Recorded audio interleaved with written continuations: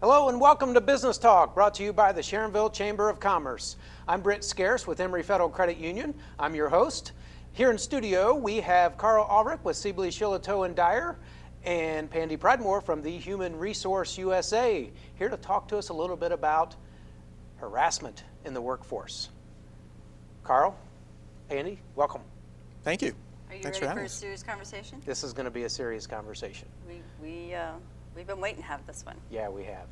Karl, tell us what is harassment in the workforce? Well, you know, it's really, I think, a form of bullying. You know, you hear about the 6th grade bully in the schoolyard, right? Well, in some ways, it's the same type of behavior, but in the workplace. And harassment, actionable legal harassment, has a technical definition. There are lots of different forms of that. But it's usually some kind of behavior that focuses on an individual's protected status, like race or religion or sex. And it can involve anything from creating a hostile environment for somebody, making it difficult for them to perform their job duties in an effective way. And it can be other things like unwanted attention. We call it quid pro quo, where somebody offers a benefit in an employment context in exchange for some kind of sexual favor. That kind of dynamic, that kind of power dynamic is really a form of bullying. And it infects and makes a toxic work environment. It undermines the ability to do a good job. Yeah. Now, Pandy, can this be as small as just somebody thinking they're just innocently teasing a coworker? You know, they happen to, you know, tell jokes about them, or always crack jokes, or, you know, I don't know, stick a note on their back or that sort of thing on a regular basis? Well, remember one of our favorite phrases, perception is 99% reality. And what one person perceives to be fun and games, another person is bound to perceive it as different. So that's why I say this is a very serious topic and something that companies cannot shy away from. We've had topics like this on the show before, where we say employers need to get ahead of this and approach it from all angles, from the employee all the way up to their senior management. And you know, Karl, I don't know, you might disagree, but a lot of the cases that I get involved in prior to going to a legal stance involve the highest level of management, because they're the ones who don't think they can be touched. They think they're the ones who have the privilege of either picking on somebody, friendly picking, or flattering the administrative assistant or the female partner. And it doesn't matter who you are. If you're in the workplace, this is not someplace you want to go in terms of behavior. And I think oftentimes I think it's about power. To Pandy's absolutely. point, you know, it's about that disparate power and using the power for personal advantage. And a lot of times it's about that discrepancy, that difference. And to Pandy's point, a lot of the times you see harassment in the context of a supervisor-supervisee. You know, it's one of the worst forms that we see, but it does occur in that context because of the disparity of power and influence. Well, we've seen all sorts of harassment, specifically sexual harassment, in the news over the last, you know, year or so. And you know, that's obviously it's unacceptable, you know, for someone to, you know, someone in a position of power, you know, to say, hey, you know, if you want to, you know, further your career, you have to do this particular sexual favor or this or that. What kind of things can businesses do to protect themselves? What do they need to, you know, put in place to make sure that this isn't happening? Now, you know, I don't know, you can have a policy, but if the higher up guy Right. is not following it, Right. you know, I don't know if they create the culture and the like, but it you know, if a business owner who is not doing that sort of thing, what do they do to make sure that their, you know, downline supervisors and people in positions of power aren't doing these sorts of things? You hit on a very good point. It really does have to be a top-down culture. It has to start at the very top of the organization. It has to be ingrained and built into the culture of the workplace. And I think you do that in a variety of different ways. One of the ways you mentioned is having a policy, but that's just the very first thing you do. You have to conduct training. You have to talk to people and train the supervisors on how to observe and how to monitor, how to be proactive, you know, not to respond to complaints only, but also to monitor the interactions among employees and to identify issues before they become complaints, and so begin to work on that. And the training of the rank and file employees. What is and isn't acceptable in the workplace. Physical contact in certain ways is not acceptable. Certain statements, certain things about sex or about body parts, or the kinds of contact that you might hear about in the locker room are not acceptable in the workplace, and not everybody totally understands that, even now, after so many years of talking about this.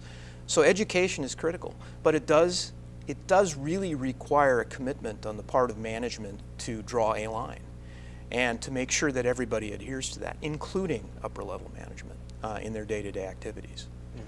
So this could not only damage a company, a business in their profits when something like this happens. They lose great employees that were very productive for the company. But what are some of the other ways that this may really be a detriment to a business, Pandy? Oh my goodness. I think one of the nicest things a company can say is that the majority of their payroll and their roster are referrals. And you end up with an employee who cannot speak well of your company. That's the culture. That one person can set the culture for your entire company. And that is so hard to reverse. I mean, because normally we don't act, we should be hiring slowly, firing fast, and it's normally just the opposite. Yeah. So we keep problems around and we aren't addressing them because there's no accountability. And I think that's probably one of the biggest issues when we talk about a policy. We need to use the language zero tolerance. Okay, so there's the mindset. And if there is something that has been identified, then there's an accountability issue. There's a consequence to this. Something's going to happen to it. The employees who are watching all of this activity, how many times have you seen it? The employees watching are sitting back going, how do they not see this? And why are they letting this go? Yeah. Guys, as a business owner, you don't want to lose the respect of your employees. Right. And that's the fastest way to have it happen is to realize an employee to go, I'm not safe here. Or this is not a secure workplace for me because I'm afraid I can't even get to my car. Somebody's going to, pester me or bother me or such. And there have been, am I right? There's some court cases where companies knew of harassment, and even though it was going on, when it went on outside of the workplace, the company was still held responsible because they didn't try to nip it, when they had the opportunity with the employees. And so there's huge consequences and huge risk, zero tolerance. But let's talk too about when we do this communication and this training, please make sure as a business owner that you're giving employees the information on what do we do? Well, what is the process by which to file the complaint? And what is the open door policy? How does that work for this kind of situation if it's a senior management person involved? Employees don't want to rock the boat sometimes, and unfortunately those are the ones that can really rock the boat if a case gets made. So get a plan in place and let the employees have that empowerment to know the company can't address it if they don't know it. Yeah. I mean, and it's, I knew of a situation where a business owner, they were the actual owner of the business, and they were harassing the ladies in this gentleman was harassing the ladies in the company. Class act, he's the owner of the company, so I'm not for sure. Certainly their HR department should have, she should have still been able to go to HR even if the That's right. owner Absolutely. is doing that, and HR should know, what to do in that situation. I would say. Well, when you come. and we should talk about some of the things a process should contain, some of the elements of a good policy. Yeah. To your point, Britt, I think a policy has to have multiple points of contact for an employee. You got to be able to say, go to the HR people, but if you don't want to go to the HR, you have an alternative somewhere, maybe even outside the organization.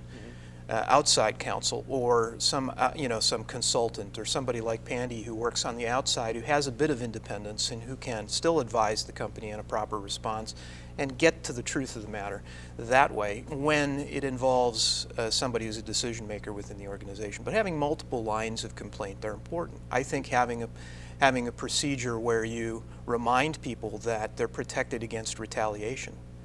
The procedure, the policy has to say, we're not going to retaliate against you if you bring a complaint. Even if ultimately that complaint proves to be meritless, we feel that doesn't have enough merit to take action, or we can't get at the truth because there's not enough evidence.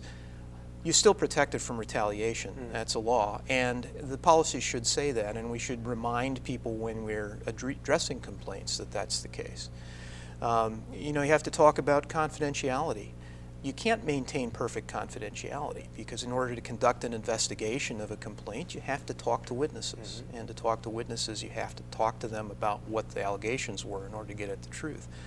But you can maintain confidentiality on a need-to-know basis. You can disclose information only on a need-to-know basis, so you can protect to some degree the integrity of the investigation that way without revealing too much information. And putting people in an awkward situation. So there are lots of things that those policies should contain, and I think understanding those pieces and training the supervisors on those pieces is important part of that as well. Yeah, makes sense. Now, Pandy, what about false allegations?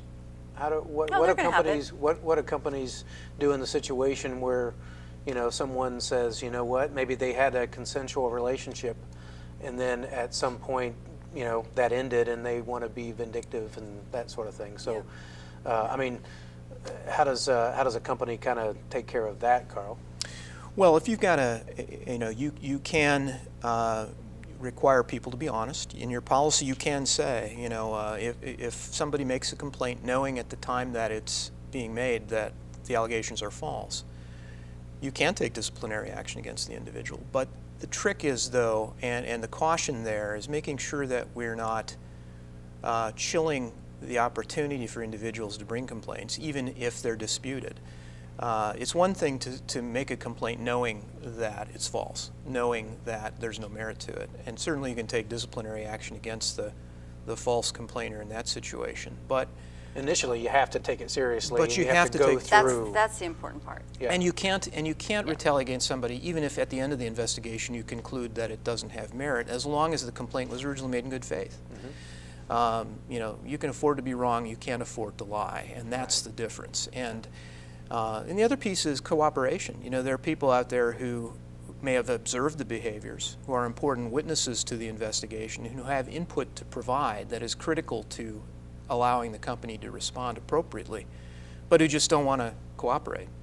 You can require cooperation as a condition of employment. I actually add that to the handbooks Yeah. that I audit. I think that's a great. Absolutely. I And think it's I great, require yeah. that they sign any company document in this kind of circumstances, so that you sign it, you're saying, yeah, I really did say that, or yes, I really did claim that. So I think that is vital. And I think we also need to stress, too, that every claim should be investigated in the same manner. So, that's the last thing you need is for a supervisor to go, oh, you know what, you're just full of, we know Not a this good- really isn't not a happening. good thing oh my to do. gosh, no. Yeah. So if Take everyone seriously. Yes, and same process. Do the same process. And then Establish a if it comes out process. that, hey, that was a non-event, then that's, it was a non-event. Yeah, but go through the motions. Don't shove this under the carpet.